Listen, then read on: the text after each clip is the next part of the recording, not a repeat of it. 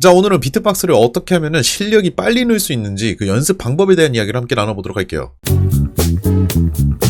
나는 거북이다. 지금부터 이 생각으로만 비트박스를 연습하셔야 돼요. 이게 비트박스를 배우는 거는 사람의 입은 원래 비트박스라고 있는 게 아닙니다. 음식을 먹거나 숨을 쉬라고 있거나 말을 하는 용도로 있는 건데 우리는 지금 그 용도와 맞지 않게 하고 있는 거예요. 한마디로 하드웨어는 원래 그 용도가 아닌데 우리가 새롭게 소프트웨어를 깔아야 되는 거랑 똑같습니다. 비트박스를 처음 연습하는 거는 타자 연습하는 거랑 똑같아요. 타자 연습을 막 시작한 지 얼마 안 된 어린아이한테 빨리 쳐 이런다고 해가지고 빨리 칠 수 있는 게 아닙니다. 그리고 비트박스는 외국어를 배우는 거랑 똑같아요. 여기에 나는 사과가 좋아요 라고 한 한국어가 적혀 있습니다. 우리는 한국 사람이니까 한국어에 익숙하니까 이거를 능숙하게 읽을 수 있지만 한국어를 처음 배우는 외국인 입장에서는 밑에 있는 나는 사과가 좋아요 이거 읽는 데만 해도 시간이 상당히 걸릴 수밖에 없어요. 왜냐? 익숙하지가 않으니까. 그런 언어가 익숙하지 않은 외국인한테 빨리 faster 이런다고 해가지고 읽을 수 있을까요? 그렇지 않습니다. 한마디로 우리의 입으로 다양한 박자를 표현하는 것도 외국어를 배운다고 생각하고서 처음에는 천천히 하나씩 차분하게 읽으면서 박자를 표현하는 연습을 꼭 해줘야 됩니다. 이제 비트박스의 기본 소리들을 몇 가지를 배웠다면은 여기 있는 이 소리들을 비트박스로 읽을 수가 있게 되는데요. 위에서부터 북치칵치 이거를 읽으면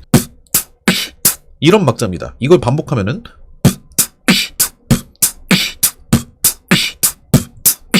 이런 박자가 돼요. 저는 이 박자가 익숙하니까 되게 능숙하게 읽을 수 있지만 당연하게도 처음부터 이 박자를 능숙하게 읽는 거는 굉장히 어렵습니다. 그래서 천천히 차근히 정확하게 반복적으로 읽는 연습이 굉장히 중요해요. 밑에 있는 밑에 있는 박자도 마찬가지고요. 북치 칵치치 북칵치 이것도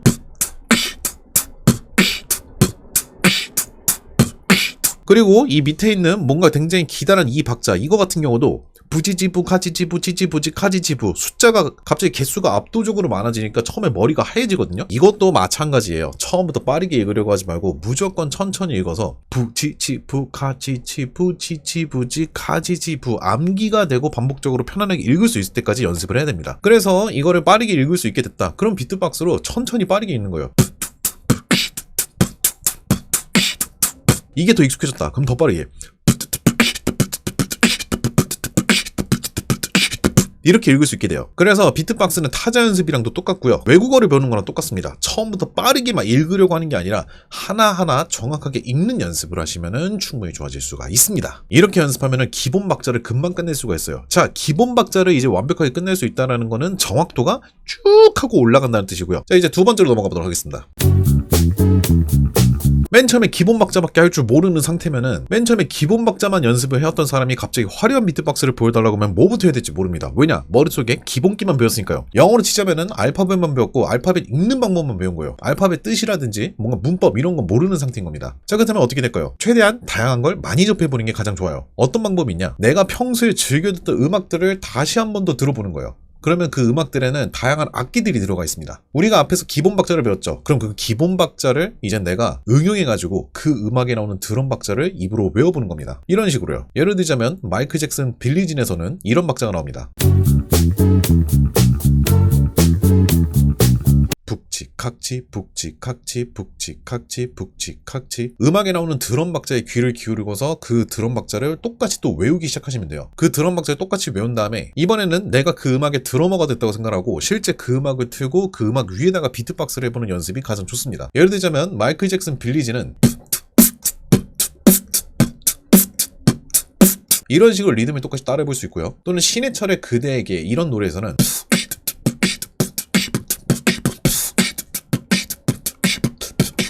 이런 식으로 리듬들을 똑같이 다 외운 다음에 그 리듬에 맞춰가지고 비트박스를 똑같이 음악에 실시간으로 입혀서 연습하면서 내가 드러머가 됐다고 가정하고 음악의 처음부터 끝까지 연습하시면은 그 음악의 드럼 리듬은 내 것이 됩니다. 자, 근데 비트박스에 드럼만 있어요? 아니에요. 비트박스에는 다른 악기들도 표현하는 기술들이 있습니다. 뭐 콧노래를 가지고도 비트박스를 할 수 있어요.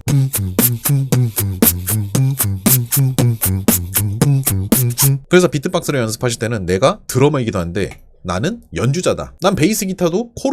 난 베이스 기타의 멜로디도 코로 연주할 수 있어. 약간 이런 식으로 빙의를 해서 연습하시면 굉장히 좋아요. 그래서 드러머적인 연습이 끝났다면은 이번에 다른 악기 연습도 해보시는 거고, 내가 또 다른 악기 소리도 따라할 수 있다. 그러면은 다른 악기도 연습해 볼 수도 있는 거고, 또는 다른 악기도 연습해 볼 수가 있는 거예요. 그래서 그 음악에 나오는 뭔가 악기적인 소리들, 음악적인 리듬적인 표현, 음악적인 리듬 표현들 이런 것들을 하나하나 섬세하게 따라해보는 연습이 굉장히 중요합니다. 아마 여기 있는 캐스터네치 사진을 보시고서 에이 비트박스로 캐스터네치 같은 소리를 어떻게 내요? 저 리듬감을 이렇게 생각할 수도 있는데 캐스터네치의 소리를 똑같이 내라는 얘기가 아닙니다. 저는 인간이에요.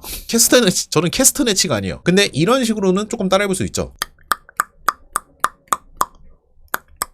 그러면 이 리듬하고 그러면 이 소리하고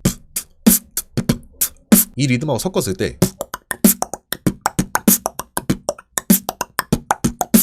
이런 식으로도 해볼 수가 있는 겁니다. 그래서 비트박스에서 이제 뭔가 화려한적인 표현들, 그래서 비트박스에서 뭔가 화려한 이런 음악적인 표현들은 어디서 연습을 주로 많이 하냐면은 실제로 내가 평소에 즐겨 듣는 음악에서 영감을 얻거나 그 음악에 있는 특징들을 실제로 듣고서 따라해보면서 실력이 느는 경우가 굉장히 많습니다. 이제 비트박스를 연습하는 도중에 실력이 늘고 싶어가지고 굉장히 뛰어난 실력을 가지신 아주 유능한 비트박서들의 영상을 보면서 그 비트박스를 똑같이 따라하는데 집중하시는 분들이 계시거든요. 그게 이제 어떤 거랑 똑같냐면은 내가 음식점에 갔는데 그 음식점에서 먹었던 음식이 너무 맛있는 거예요. 그래서 난 지금부터 이 음식을 똑같이 만들겠어 라고 생각을 하고서 요리를 막 시작한 건데 설탕은 어떨 때 쓰는 거며 간장은 어떻게 쓰는 거며 간장은 얼마나 넣어야 되는지 참기름은 얼마나 넣어야 되는지 식초는 얼마나 넣어야 되는지 얼마나 볶아줘야 되는지 얼마나 끓여줘야 되는 건지 이런 요리에 대한 기본적인 공부가 안 돼 있는 상태로 그냥 다짜고짜 따라하는 거랑 똑같습니다. 그래서 비트박스에서 이런 기본적인 연습을 하실 때는 먼저 정확함을 위해서 천천히 연습을 시작하고요. 두 번째로 화려한 걸 만들고 싶다면 이미 기존에 세상에 만들어져 있었던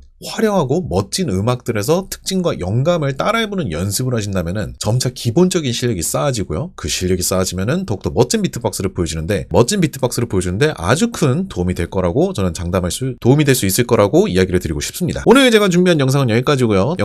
영상이 도움이 되셨다면 구독과 좋아요 알림 설정 부탁드리도록 하겠습니다. 저는 다음 영상에서 또 찾아뵙도록 할게요. 안녕.